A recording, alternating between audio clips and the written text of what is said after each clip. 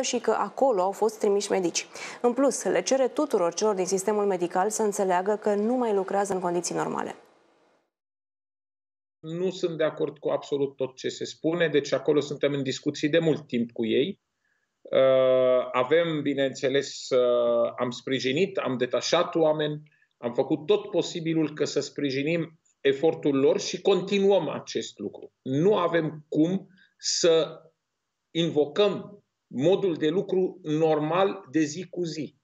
Acest mod de lucru se schimbă în cadrul unei pandemii când ai foarte multe cazuri și atunci trebuie să-ți adaptezi activitatea. Deci noi am trimis acolo medici, mai detașăm medici acolo și nu numai acolo, și în alte zone ale țării. Deci aici, la acest moment, noi trebuie să stăm și să înțelegem că situația necesită efortul tuturor și înțelegerea tuturor. Deci colegii medici înțeleg că sunt obosiți, înțeleg că sunt cu supra-solicitare, dar în același timp pandemia nu ne scutește și continuă și ea și virusul continuă și încercăm să limităm răspândirea. Dar impactul pe sistemul sanitar solicită și măsuri specifice în sistemul sanitar, care lumea poate că nu e obișnuită cu ele, dar care trebuie totuși încet, încet să le acceptăm că nu lucrăm în condiții de normalitate. În București, în ultimele 7 zile, au fost înregistrate aproape 4500 de infectări cu noul coronavirus. Raed Arafat, șeful DSU, spune că 5% dintre acești bolnavi ar putea ajunge în următoarele zile în stare gravă. Ministerul Sănătății a anunțat că încă 100 de paturi de terapie intensivă vor fi disponibile pentru bolnavii de COVID-19 din capitală. Cele mai multe se află în secții funcționale, în care nu vor mai fi tratați pacienți cu alte boli grave. Singurele noi vor fi cele 12 dintr-o unitate mobilă trimisă la Institutul Marius Nasta. Celelalte se află în spitalele Viting și Universitar. Spitalul Malaxa va trata doar pacienți infectați cu noul coronavirus. În plus, spitalele de urgență Floreasca, Sfântul Pantelimon și Sfântul Ioan au fost desemnate unități suport. Înseamnă că, dacă va fi nevoie, vor prelua în secțiile ATI bolnavi de COVID-19.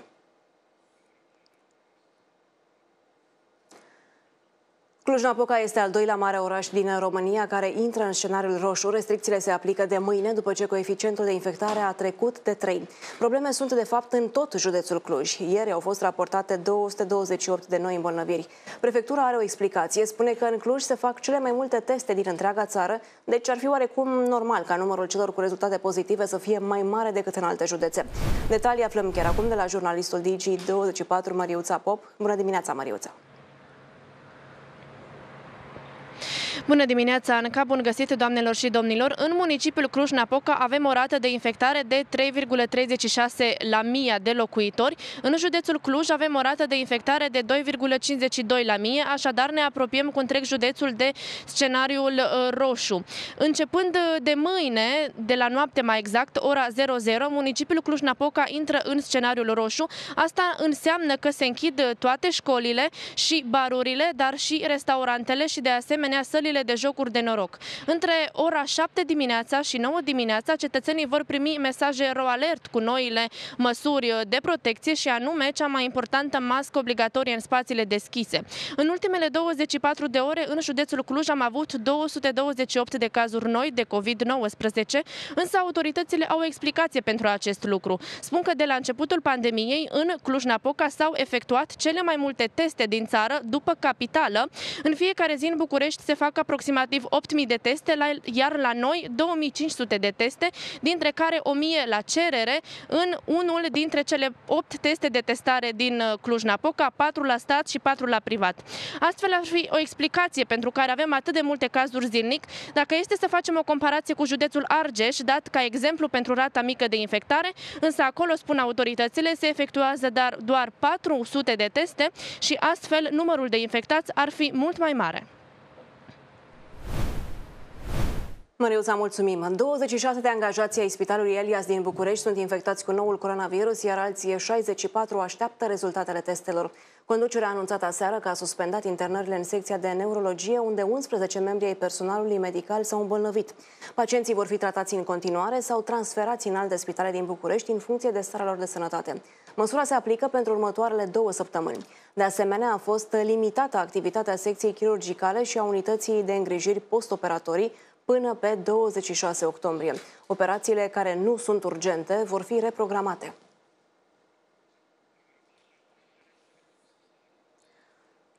Probleme tot mai multe în județul Galați, în comuna Ivești. Rata de infectare a ajuns la 10,17 cazuri la 1000 de locuitori. Și asta în condițiile în care un cartier al localității este în carantină de o săptămână. În Șendreni, comună de lângă municipiul Galați, coeficientul se apropie de 3.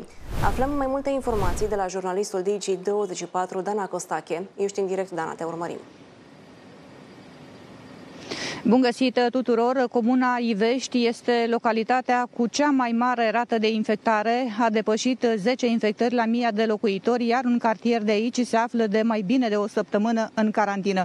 Și comuna Șendreni se apropie de pragul de 3 infectări la 1000 de locuitori. Toate școlile și grădinițele de aici sunt pregătite să intre în scenariul roșu. Inspectoratul școlar spunea că 39 de părinți din comună au refuzat dispozitivele de la guvern pentru că dispun de aceste tablete, iar dispozitivele vor ajunge la alți copii care au nevoie în județ. În municipiu rata este de 2 infectări la 1000 de locuitori, în condițiile în care toate paturile de la ATI, cele 9, sunt ocupate, la fel și cele 310 paturi destinate pacienților COVID cu forme ușoare și medii, și acestea toate sunt ocupate. Se vor suplimenta cu 35 de paturi pentru pacienții cu COVID într-o clădire din curtea Spitalului de Psihiatrie, iar de aspectele medicale se vor ocupa cei de la Spitalul de Boli Infecțioase, însă mai este nevoie de 4 medici epidemiologi. La ultima raportare, Galațiul avea 60 de noi infectări și un deces. Mulțumim pentru informații. Situația este îngrijorătoare și în Constanța, unde incidența cazurilor de COVID-19 este de 2,13 la 1000. Din ce în ce mai mulți pacienți depistați pozitiv ajung în Spitalul de Boli Infecțioase, care este acum ocupat la capacitate maximă. Ce soluții au medicii, ne spune chiar acum jurnalistul Digi24, Iulia Stanciu. Te urmărim, Iulia, ești în direct. Bun găsit! Medicii de aici, de la Spitalul de Boli Infecțioase din Constanța, au decis să suplimenteze numărul de paturi.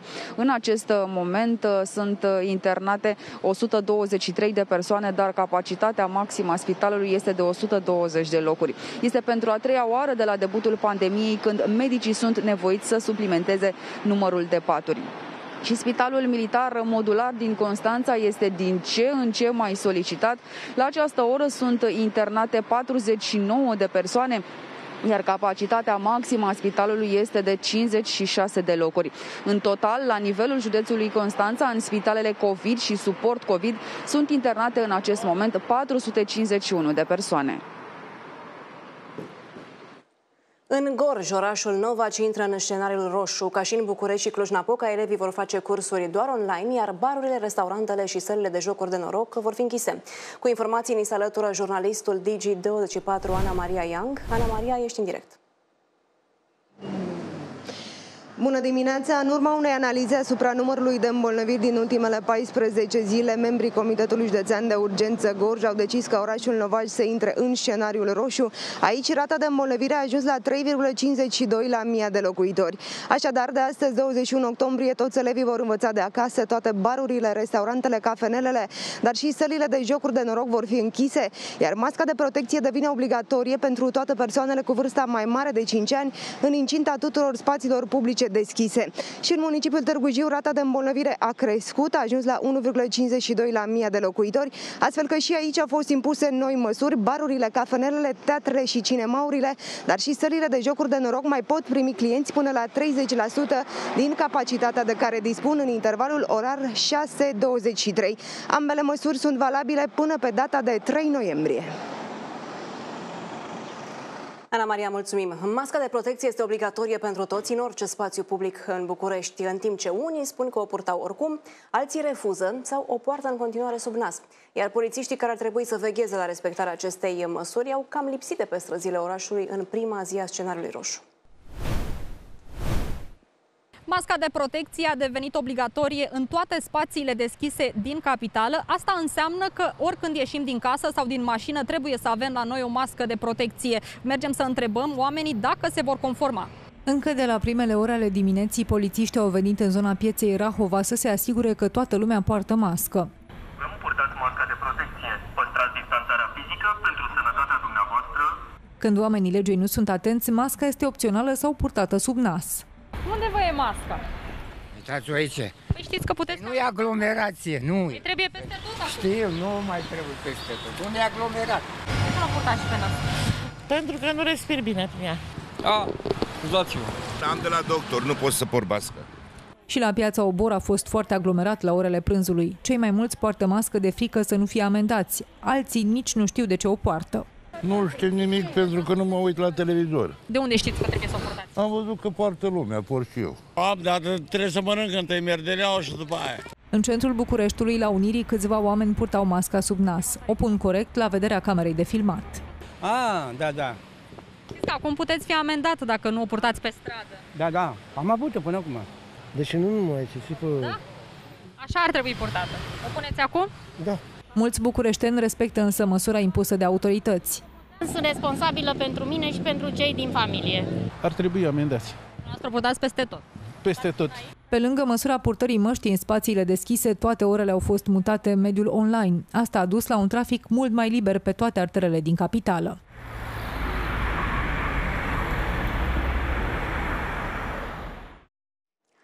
Ministrul Educației a găsit o soluție inedită pentru elevii care trăiesc în case fără curent electric și care nu pot folosi tablete. Monica Anisie spune că elevii ar putea să se uite la televizor la programul Teleșcoală. S-au luat și astfel de măsuri, încă din perioada în care am fost în situația de urgență și cu toții am stat acasă și am desfășurat cursurile în sistem online. Acolo unde nu a existat această posibilitate, unitatea de învățământ a asigurat materiale de lucru pentru copii în așa fel încât să continue învățarea. Mai mult decât atât, Ministerul Educației a realizat în parteneriat cu Televiziunea Română programul Teleșcoala, program prin care am continuat pregătirea elevilor pentru examenele naționale. La scurt timp după această declarație, Ministerul Educației a venit cu precizări și spune că ministrul Monica Anisie a răspuns la întrebarea moderatorului în legătură cu elevii care nu au curent electric acasă, doar în prima parte a răspunsului. Aceasta a precizat că, acolo unde nu a existat această posibilitate, unitatea de învățământ a asigurat materiale de lucru pentru copii, în așa fel încât să continue învățarea. Trecerea tuturor școlilor din București în scenariul roșu a avut un prim efect benefic. Nu a mai fost aglomerație în trafic, nici în mijloacele de transport în comun. Cum a arătat capitala în prima zi de restricții severe, după ce a depășit pragul de 3 infectări la 1000 de locuitori, vedeți în reportajul următor.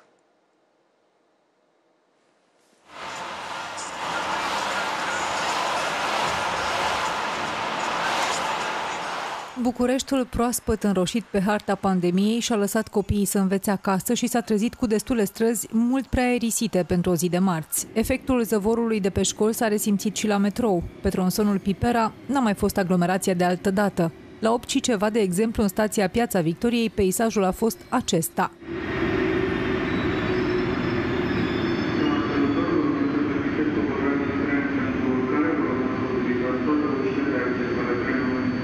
Goale ca în vremea țării închise au fost și peroanele Gării de Nord. La anumite intervale a fost atâta liniște încât s-au putut auzi limpede corbii.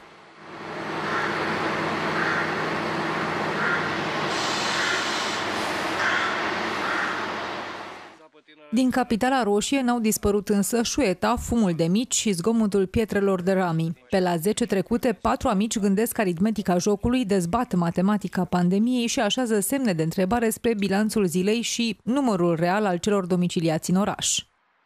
Deci nu, sunt bâlbâieli și în statistici.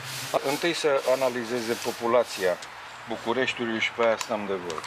Mi se pare aberant ca un om politic care ia banii contribuabilului să nu aibă absolut nimic, nici în plin, nici în mânecă cu realitatea, cu prefectul, cu... Ne-ați văzut că a fost la cumpărături prefectul? Asta nu e administrație, asta e bășcălie. Gata, și am încheiat. Faceți puțin o socoteală. Bucureștiul are 2 milioane de oameni. Statistic, ei dau pe zi 3.000 de cazuri. Au fost 4.000. Ok. La 1 milion e 3.000 de cazuri. La milionul lantul ce mai sunt? Păi nu, da, deci nu. Păi și ieri n-ai văzut că s-au bătut cap în cap la declarații. Credeți că se va ajunge la o stare de urgență, domnilor? Nu că au interes să facă alegeri, domnule. Despre virus, politică și restricții se discută și la terasa cu răpirea din Seraia agățată în grindă. Nu e animație ca altădată, iar ritmul lui Gică Petrescu e spart din când în când de alertele COVID. Scenariul roșu, uite, deci tu, oamenii deja stăm să iasă.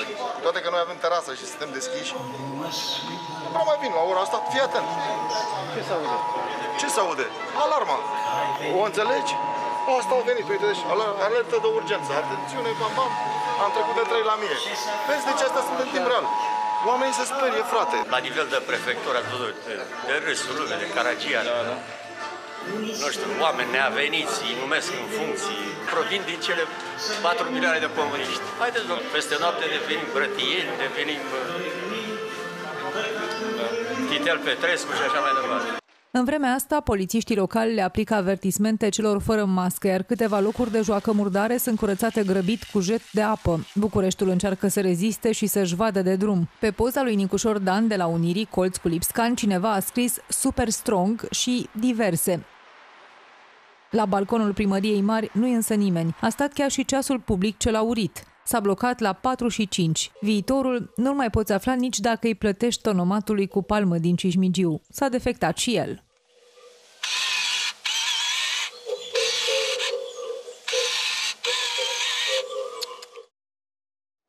Este momentul să vorbim și despre vreme. În zilele următoare, temperaturile maxime vor trece de 20 de grade Celsius, dar diminețile se vor menține foarte reci. Aflăm mai multe chiar acum de la Mihaela Cosmolici. Mihaela, bună dimineața! Ce ne așteaptă? Bună dimineața! Ne așteaptă în continuare dimineți foarte reci. În capitală, în Băneasa, la această oră sunt 0 grade Celsius. Mai încoace puțin, mai în centru sunt cam 3-4 grade, dar este foarte frig pentru această perioadă a anului. Sunt temperaturi negative în cea mai mare parte a teritoriului, dar veștile sunt bune pe timpul zilei. Atunci când la amiază vom avea cam 20 de grade Celsius. Astăzi, în zilele următoare, vor fi până la 24 de grade.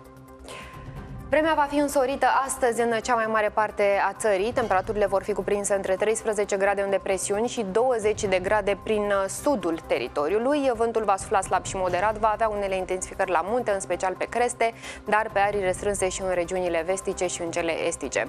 Vremea va continua să se încălzească în cea mai mare parte a țării, dar așa cum vă spuneam, diminețile vor rămâne reci. Pe timpul zilei, valorile termice vor trece de 20 de grade Celsius, dar minimele vor rămâne negative în depresiuni, unde se va produce și brumă.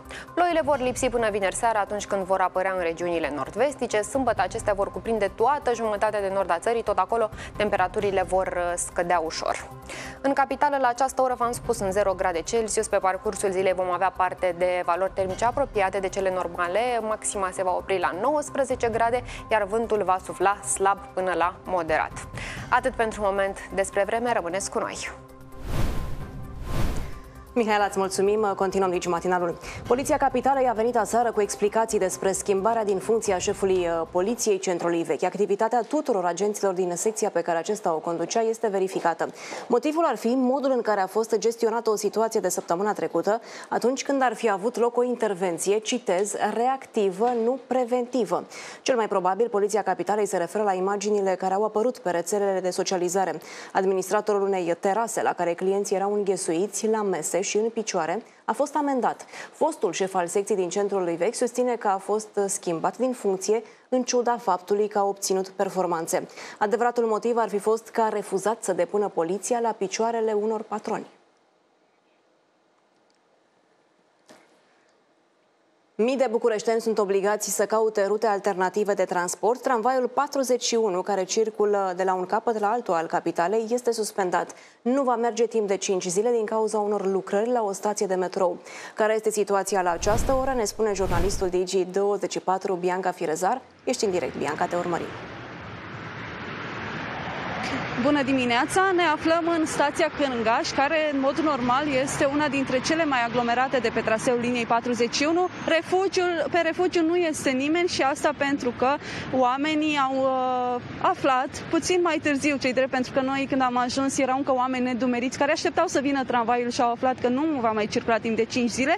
La scurt timp după ce am ajuns noi, au sosit în stație și a sosit o echipă de controlori care, după cum vedeți, stă la capătul refugiului și anunță pasagerii că s-a schimbat traseul liniei 41 Cu alte cuvinte, nu va mai circula, dar a fost înlocuit cu o linie de autobuz, 641.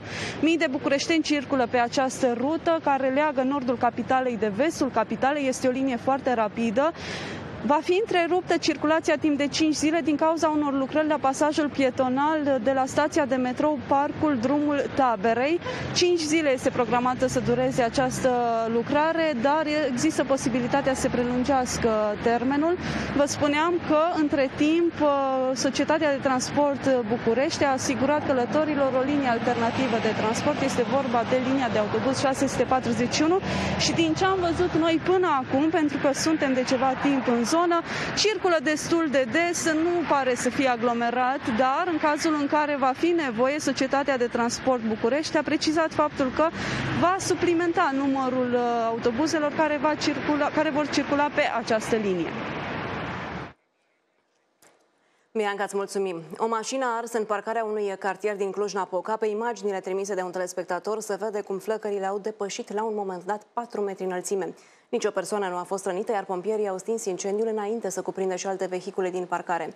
Dacă sunteți și dumneavoastră martorul unui eveniment, nu ezitați să ne trimiteți filmări sau fotografii la numărul de telefon 0771 100 304.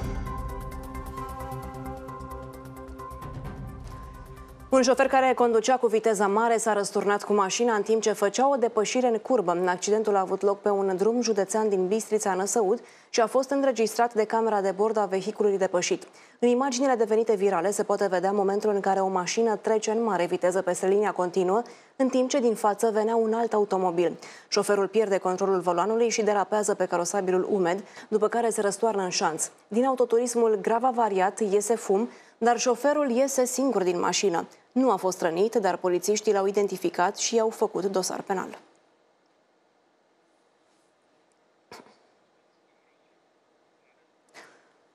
Accident grav în timpul unui zbor cu parapanta. Un bărbat de 30 de ani a fost rănit după ce s-a prăbușit lângă cheile Turzii. Pentru a ajunge la tânăr, salvamontiștii și un echipaj smurd au fost nevoiți să coboare într-o râpă și apoi să-l transporte pe o targă. Au reușit să ajungă într-o zonă de platou, de unde rănitul a fost preluat de un elicopter smurd, care l-a dus la spitalul din Târgu Mureș.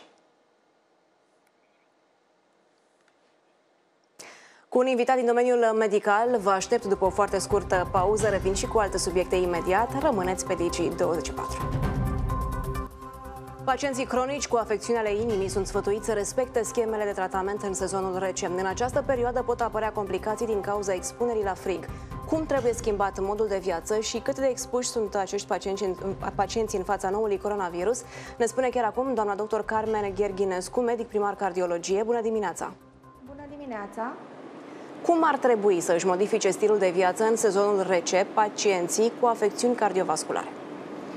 Sezonul rece, prin scăderea temperaturii din mediul exterior, solicită organismul în plus pentru termoreglarea optimă. Din acest motiv, pacienții cu boli cardiovasculare trebuie să-și modifice puțin stilul de viață. Ei trebuie să fie foarte atenți să nu iasă în mediul exterior atunci când temperatura este scăzută afară, să-și modifice tot ce ține de viața în mediul exterior către miezul zilei, să evite ieșirile de dimineață, de vreme sau seara târziu. Trebuie să aibă grijă că atunci când pornesc afară să nu fie după o masă copioasă sau după consum de alcool, să aibă îmbrăcăminte adecvată, să facă în așa fel încât să iasă treptat din mediul cald al locuinței în mediul exterior rece și, evident, să-și mențină schema de tratament pe care o aveau și până acum. Și ca prudențe epidemiologice, în sezonul rece trebuie să facă vaccinările sezoniere, vaccinarea antigripală, iar la anumite categorii de pacienți se recomandă și cea antipneumococică. Ați precizat puțin mai devreme că schema de tratament a pacienților cardiaci în sezonul rece trebuie menținută, așadar nu se schimbă nimic, nu trebuie modificări. Există câteva lucruri pe care cred că e bine să le precizez pentru cei care au boli cardiovasculare și anume faptul că sunt anumite categorii de pacienți, pacienții cu hipertensiune arterială, de care în timpul verii au avut poate niște modificări făcute de medicul curant, cu scăderea dozelor de tratament din cauza caniculei, temperaturilor mari, care dau vazodilatație și pot potența excesiv tratamentul. Din acest motiv, în sezonul rece se revine la schema inițială, de asemenea cu supraveghere strictă la acești pacienți. Atenție pentru pacienții care trec de o anumită vârstă. În categoria aceasta de pacienți sunt mulți cei cu boli cardiovasculare și patologia osteoarticulară se decompensează în sezonul rece și încep să facă un uz mai mare de antiinflamatorii. Folosirea antiinflamatorilor în mod curent poate să agraveze simptomele cardiovasculare și necesită o restricție mai mare a sării din alimentație. Când este necesar să se adreseze medicului pacientul cu afecțiuni cardiovasculare cronice, dat fiind contextul actual? Pacientul cu afecțiuni cardiovasculare cronice are nevoie de o monitorizare cu un program bine cunoscut atât de el cât și de medicul curat. Există posibilitatea unor amânări, dar pierderea contactului cu medicul poate să ducă la lucruri nedorite, la agravări ale simptomelor, la pierderea din vederea unor reacții adverse. De aceea eu recomand să se facă în continuare o supraveghere periodică, cu amânări în funcție de starea pacientului care ține legătura și cu medicul de familie și cu medicul curant. Și foarte important, dacă apar semne de agravare a bolii, sau cum ar fi episoade mai dese de angină, de durere de piept sau valori ale tensiunii care nu se controlează sau amețeli inexplicabile sau sufocări accentuate, pacientul trebuie să se ducă la medic. Teama de a merge la medic în condițiile acestea de pandemie nu cred că este justificată, pentru că în serviciile medicale peste tot există o foarte mare atenție și grijă față de pacienți, iar riscurile de contaminare nu sunt acolo, ci în alte locuri. Asta pe de o parte, iar pe de altă parte, siguranța pacienților întotdeauna este prioritară. Doamna doctor, vă mulțumesc pentru intervenția în direct. Vă mulțumesc și eu, la revedere!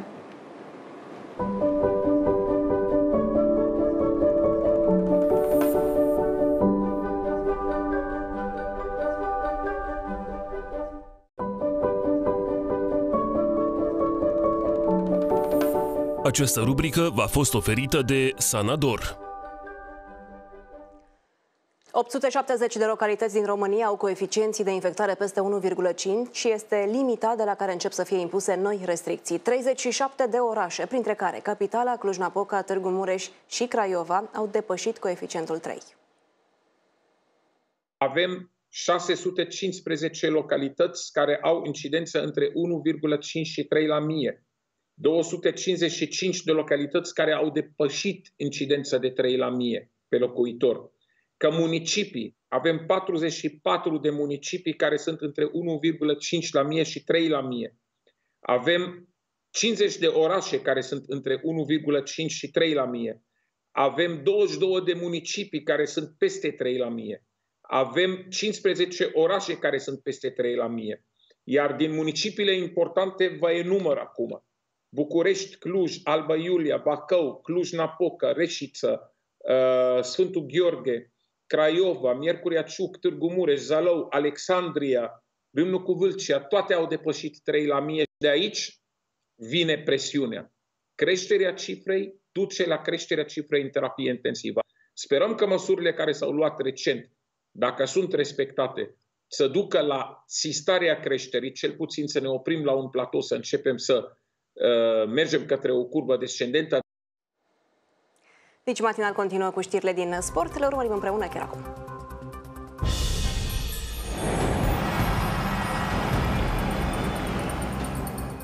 Cu informațiile externe vă aștept după o foarte scurtă pauză. Rămâneți cu noi, revin.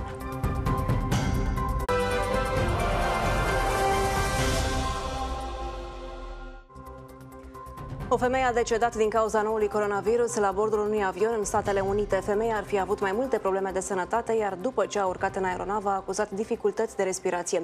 Echipajul a încercat să-i dea oxigen, însă toate eforturile au fost zadarnice. Nu este clar dacă victima, care avea între 30 și 40 de ani, știa că este infectată cu COVID-19 atunci când a urcat în avion. Decesul a avut loc în iulie, dar cazul a fost făcut public abia acum, după ce autoritățile au stabilit oficial că a fost provocat de noul coronavirus. Guvernul american a dat Google în judecată. Gigantul IT este inculpat într-un proces antitrust deschis de Departamentul de Justiție și de procurorii din 11 state. Este acuzat de poziție dominantă și de sufocarea competiției. Va fi cel mai mare proces antitrust din Statele Unite din ultimele 2 decenii. Și ar putea fi doar începutul, pentru că mai multe state pregătesc procese paralele cu alte acuzații legate de gestionarea datelor sau modul în care se desfășoară publicitatea digitală. Mai puțin de jumătate dintre toate femeile din lume au loc de muncă. Un raport pe 5 ani publicat de ONU arată că 47% dintre femei au un serviciu, comparativ cu 74% dintre bărbați. Este un decalaj care nu s-a schimbat prea mult în ultimii 25 de ani. În sudul Asiei, nordul Africii și vestul Asiei, mai puțin de 30% dintre femei muncesc legal. Pandemia nu va face decât să crească aceste diferențe pentru că, de exemplu, afectează locuri de muncă din comerț. Potrivit datelor din 38 de țări și teritorii, femeile sunt de asemenea mai expuse la virus decât bărbații. Explicația ar fi că aproximativ 70% din lucrătorii în domeniul sănătății sunt femei. Prințul Harry și soția sa Meghan s-au alăturat discuției despre modul în care mediul online ne afectează viața. Ne confruntăm cu o criză globală de ură și dezinformare, a spus ducele de Sussex. A ajuns la această concluzie după ce el și Meghan au moderat o serie de discuții și au intervievat experți din domeniul digital pentru revista Time. What I see is the digital space hampering the progress that needs to be made. And this misinformation that seems to snowball from one place that is in the online space, even, and then ending up in our physical world. And a lot of the time we don't know where it comes from. We don't know how to trace it back. And I think now more than ever there is this overwhelming desire for everybody out there for truth, because there is so much information being thrown around from one side to the other. This is a global crisis of hate, a global crisis of misinformation, and a global health crisis. I hope people come away with a sense of optimism that there are a huge number of experts that really know their stuff, that have done the research, that have got the statistics that prove, firstly, the problem, but also have part of the solution. Misiune încheiată cu succes la peste 150 de milioane de kilometri de pământ. Sonda OSIRIS-REx a Agenției Spațiale Americane a coborât pe un asteroid și a luat probe pe care le va aduce pe pământ.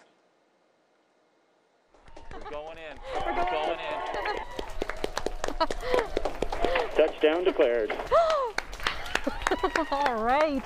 Sampling is in progress. După o coborâre meticuloasă de 4 ore, vehiculul spațial de dimensiunea unei camionete a reușit să ajungă pe asteroidul de forma unei ghinde, format în urmă cu 4 miliarde de ani. Misiunea a fost lansată în 2016 și naveta a orbitat în ultimii 2 ani în jurul obiectului ceresc, pregătind coborârea.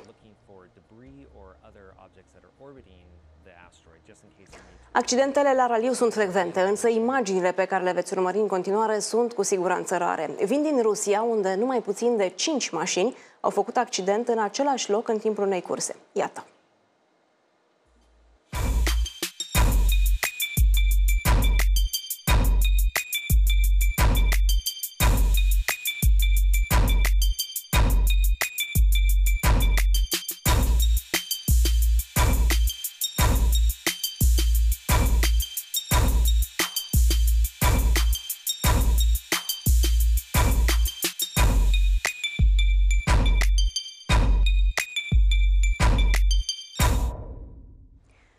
Cinci cățeluși au fost salvați dintr-un jgheap de canalizare de lângă un spital din Thailanda. 2 asistenți medicali au auzit plângând și au chemat ajutoare pentru a-i scoate de acolo. Au trebuit să se miște rapid. Canalul de scurgere se putea umple cu apă în orice moment din cauza ploilor.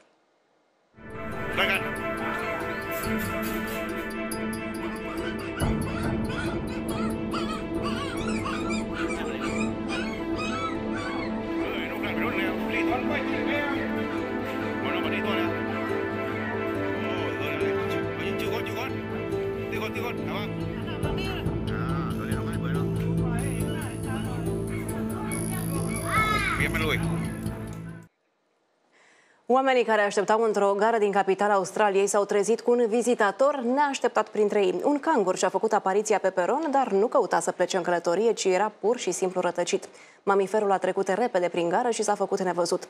Imaginile au fost făcute publice de compania feroviară australiană, care a profitat de moment și le-a reamintit călătorilor să nu procedeze precum cangurul Skippy și să respecte regulile de siguranță. Atât pentru astăzi, vă mulțumesc pentru atenție. Vă las în compania colegului meu Adrian Cojocaru. Ne revedem însă mâine, 10 dimineață. Să aveți o zi frumoasă!